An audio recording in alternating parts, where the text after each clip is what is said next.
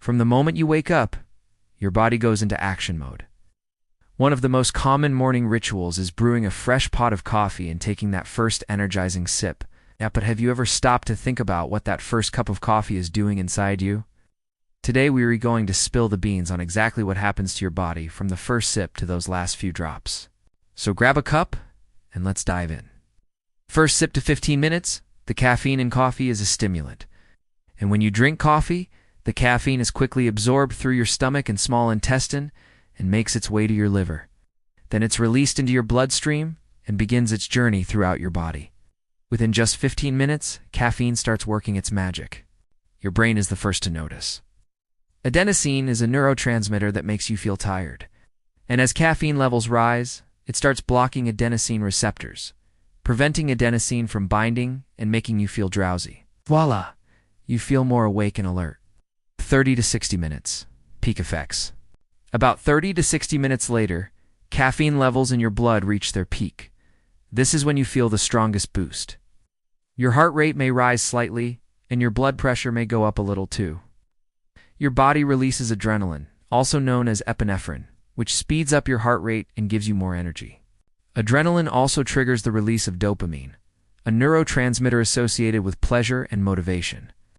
That's why coffee not only wakes you up, but also makes you feel more motivated and focused, giving you the boost you need to tackle your to-do list or workout. Metabolism and digestion. Caffeine increases your metabolic rate, boosting the number of calories you burn.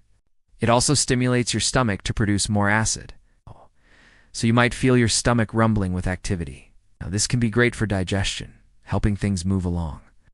But if you drink coffee on an empty stomach, you might experience discomfort or heartburn because the coffee isn't doing anything to protect your stomach lining.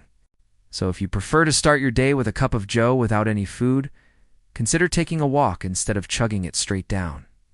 Mood and performance. Caffeine boosts dopamine and norepinephrine to neurotransmitters that play a role in mood and focus. This is why coffee can make you feel happier and more concentrated. But too much of a good thing can sometimes be a bad thing. Too much caffeine can lead to the jitters, nervousness, and even a racing heart. This is because caffeine stimulates the central nervous system, and if you're not used to consuming it or you're sensitive to it, it can overstimulate your system. So if you're feeling a little anxious or jittery after your cup of coffee, try taking a deep breath, staying hydrated, and see if the feeling passes. How long does it last? Once you've had your fill of Mr. Joe, how long does that energy boost actually last? Caffeine stays in your system for hours. On average, it has a half-life of 3 to 7 hours.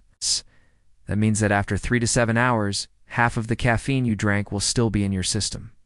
However, everyone metabolizes caffeine differently. Factors like genetics, medications, and habits can all affect how fast your body processes caffeine. So if you're sensitive to caffeine, you may feel the effects for longer. And if you're a regular coffee drinker, your body may become accustomed to processing caffeine more quickly.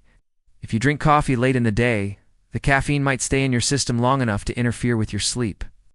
So it's best to avoid having that cup before bed. Long term, if you're a daily coffee drinker, your body may develop a tolerance to caffeine, which means you'll need more of it to get the same boost you once did. But don't overdo it. Up to 400 milligrams of caffeine a day, or about 3 to 4 cups, is safe for most adults. However, if you're pregnant or have health issues like high blood pressure, you should limit your intake to smaller amounts. So there you have it, a detailed look at what happens to your body after drinking coffee. We hope you enjoyed this video. If you did, please give it a thumbs up and share it with a friend.